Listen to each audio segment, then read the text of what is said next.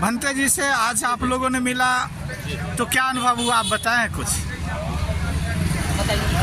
हम लोग आज यहाँ जिला का जो सेंट्रल जेल है बिहार की गया, हम यहाँ पर हैं और हम अभी भंते विनाचार्य से मिलकर आए हैं। और विनाचार्य जी ने बोला है कि भाई वहाँ पे जो लोग हैं जो एकत्रित रहे और वहाँ पे जो लोग हैं जो बुद्ध के प्रति समर्पित हैं, बाबा साहब भीमराव अम्बेडकर जी के प्रति समर्पित हैं, वो कहीं ना कहीं जो धर्म को बचाने की लड़ाई है वो चलती रहनी चाहिए। क्योंकि अगर आपकी धर्म और संस्कृति नहीं है तो आपका कुछ भी नहीं है। तो वैचारिक जो क्रांति जो भंते जी ने जगाई है, भंते जी बहुत ही मतलब दुखी नहीं है, वो खुश हैं। और भंते जी कह रहे हैं कि मैं धर्म की लड़ाई लड़ रहा हूँ और मैं जो समाज की लड़ाई लड़ रहा हूँ, समाज को इकट्ठा करने का काम कर रहा हूँ।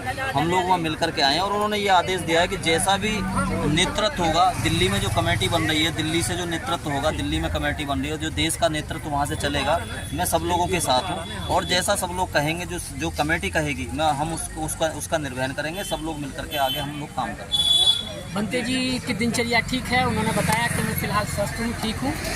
और बस उनका संदेश है कि भाई लोगों से कहो कि अपना जो बौद्ध विहार है वो मुक्त होना चाहिए किसी भी। मुझसे उन्होंने कहा कि ये तो कम वो है, मैं इसे बहुत छोटी चीज़ समझता हूँ। इससे ज़्यादा अगर सर कटाने की भी नौबत आएगी, फांसी की भी नौबत आएगी, तब भी हम उसके लिए तैयार हैं। लेकिन आंदोलन किसी भी हालात में रुकना नहीं चाहिए और बिहार मुक्त होना चाहिए। ये भंते जी का संदेश उन्होंने जेल से दिया और कहा कि सभी को एकजुट रहना है।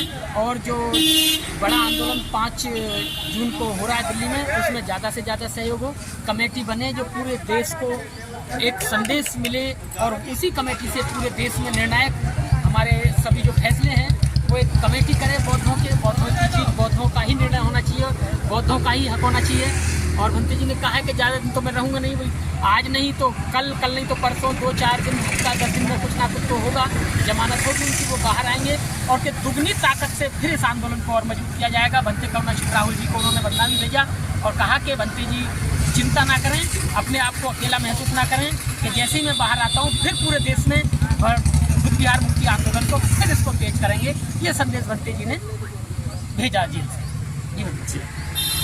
सभी का साधुवाद, मंगल कामनाएं।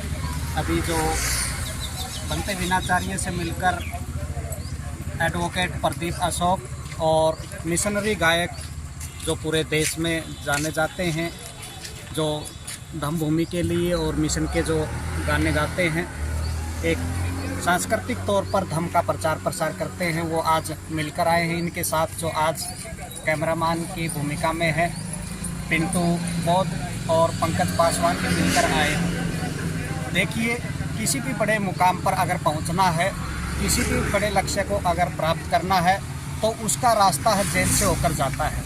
और ये रास्ता हम तय कर रहे हैं। भंते विनाचार्य जो आज जेल में है, तो इसका मतलब है कि हम सही दिशा में हैं। और सरदे भंते करुणाशील राहुल पर भी झूठी FIR दर्ज की गई है।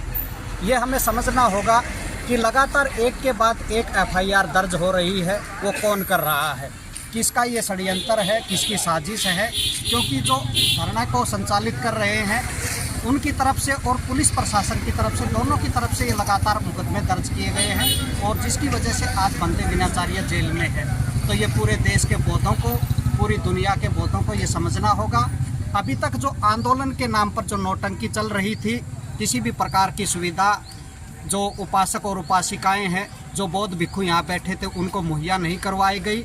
और एक कमेटी होनी चाहिए जो किसी भी आंदोलन के लिए ज़रूरी है, जिसके लिए सरदे भंते विनाचार्य, सरदे भंते करुणाशील राहुल ने लगातार प्रयास किया, इस आंदोलन को गति देने का काम किया।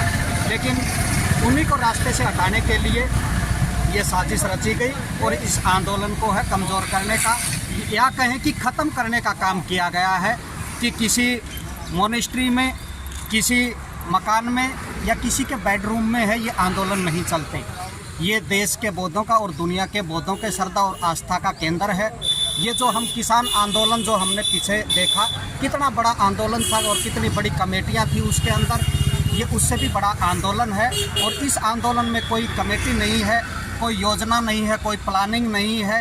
केवल एक व्यक्ति पूरे देश को भ्रमित करके इस आंदोलन को कमज़ोर करने का लगातार काम किया और उसी का नतीजा है कि 10 तारीख को ही ये आंदोलन है उसने स्थगित कर दिया गया।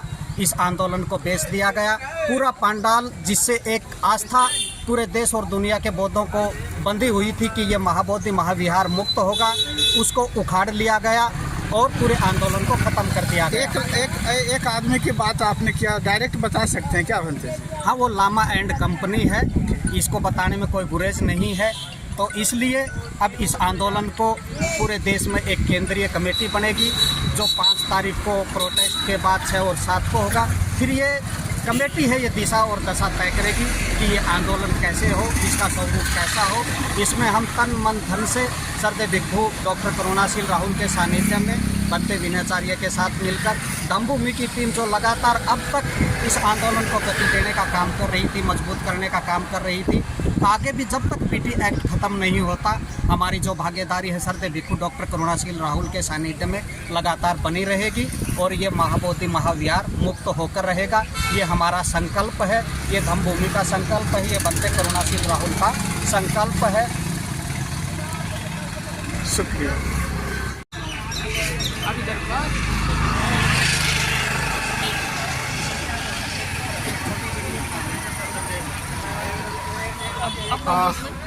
भंते जी से आज आप लोगों ने मिला तो क्या अनुभव हुआ, आप बताएं कुछ।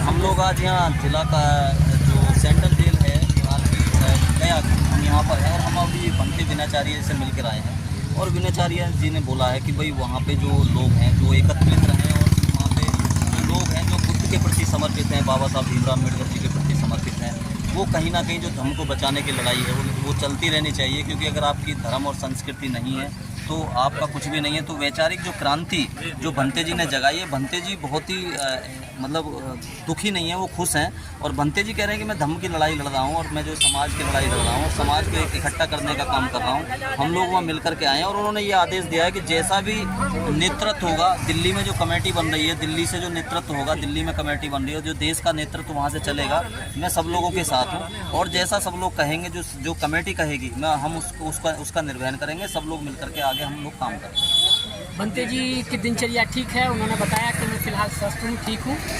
और बस उनका संदेश है कि भाई लोगों से कहो कि अपना जो बौद्ध विहार है वो मुक्त होना चाहिए किसी भी।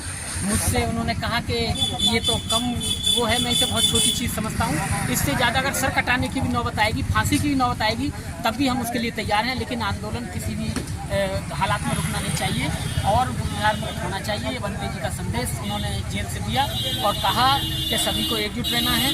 और जो बड़ा आंदोलन 5 जून को हो रहा है दिल्ली में, उसमें ज़्यादा से ज़्यादा सहयोग हो, कमेटी बने जो पूरे देश को एक संदेश मिले और उसी कमेटी से पूरे देश में निर्णायक हमारे सभी जो फैसले हैं वो एक कमेटी करे। बौद्धों की चीज़ बौद्धों का ही निर्णय होना चाहिए, बौद्धों का ही हक होना चाहिए। और भंते जी ने कहा है कि ज़्यादा दिन तो मैं रहूँगा नहीं, भाई आज नहीं तो कल नहीं तो परसों, 2-4 दिन 10 दिन में कुछ ना कुछ तो होगा, जमानत होगी उनकी, वो बाहर आएंगे और कि दुगनी ताकत से फिर इस आंदोलन को और मजबूत किया जाएगा। भंते करुणाशील राहुल जी को उन्होंने बदला भी भेजा और कहा कि भंते जी चिंता ना करें, अपने आप को अकेला महसूस ना करें, कि जैसे ही मैं बाहर आता हूँ फिर पूरे देश में बुद्ध विहार मुक्ति आंदोलन को फिर इसको तेज करेंगे। ये संदेश भंते जी ने भेजा जेल से।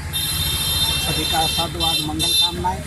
अभी जो बनते विनयाचार्य से मिलकर एडवोकेट प्रदीप अशोक और मिशनरी गायक जो पूरे देश में जाने जाते हैं, जो धम्मभूमि के लिए और मिशन के जो गाने गाते हैं, एक सांस्कृतिक तौर पर धम्म का प्रचार प्रसार करते हैं, वो आज मिलकर आए हैं। इनके साथ जो आज कैमरामैन की भूमिका में है पिंटू बौद्ध और पंकज पासवान के मिलकर आए हैं। देखिए, किसी भी बड़े मुकाम पर अगर पहुंचना है, किसी भी बड़े लक्ष्य को अगर प्राप्त करना है तो उसका रास्ता है जेल से होकर जाता है और ये रास्ता हम तय कर रहे हैं। बनते विनयाचार्य जो आज जेल में है, तो इसका मतलब है कि हम सही दिशा में हैं।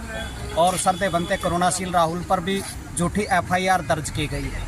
ये हमें समझना होगा कि लगातार एक के बाद एक FIR दर्ज हो रही है, वो कौन कर रहा है, किसका ये षड्यंत्र है, किसकी साजिश है।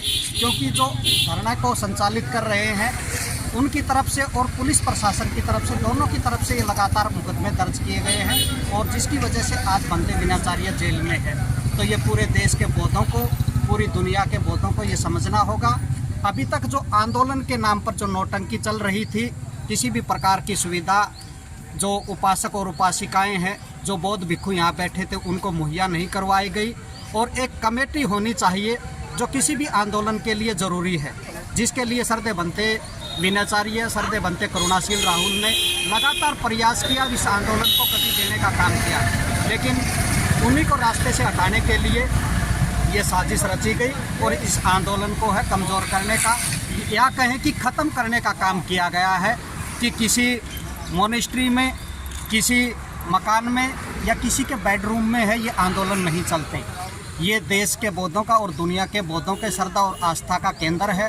ये जो हम किसान आंदोलन जो हमने पीछे देखा, कितना बड़ा आंदोलन था और कितनी बड़ी कमेटियां थी उसके अंदर, ये उससे भी बड़ा आंदोलन है।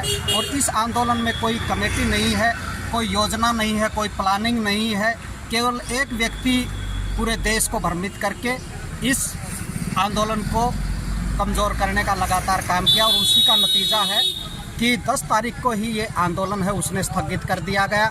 इस आंदोलन को बेच दिया गया। पूरा पंडाल जिससे एक आस्था पूरे देश और दुनिया के बौद्धों को बंधी हुई थी कि ये महाबोधि महाविहार मुक्त होगा, उसको उखाड़ लिया गया और पूरे आंदोलन को ख़त्म कर दिया गया। एक आदमी की बात आपने किया, डायरेक्ट बता सकते हैं क्या बनते? हाँ, वो लामा एंड कंपनी है, इसको बताने में कोई गुरेज नहीं है। तो इसलिए अब इस आंदोलन को पूरे देश में एक केंद्रीय कमेटी बनेगी जो 5 तारीख को प्रोटेस्ट के बाद 6 और 7 को होगा। फिर ये कमेटी है, ये दिशा और दशा तय करेगी कि ये आंदोलन कैसे हो, इसका स्वरूप कैसा हो। इसमें हम तन मन धन से सरदे भिक्षु डॉक्टर करुणाशील राहुल के सानिध्य में बंते विनाचार्य के साथ मिलकर धम्मभूमि की टीम जो लगातार अब तक इस आंदोलन को गति देने का काम कर रही थी, मजबूत करने का काम कर रही थी, आगे भी जब तक पीटी एक्ट ख़त्म नहीं होता, हमारी जो भागीदारी है सरदे भिक्षु डॉक्टर करुणाशील राहुल के सानिध्य में लगातार बनी रहेगी और ये महाबोधि महाविहार मुक्त होकर रहेगा। ये हमारा संकल्प है, ये धम्मभूमि का संकल्प है, ये बंते करुणाशील राहुल का संकल्प है। शुक्रिया।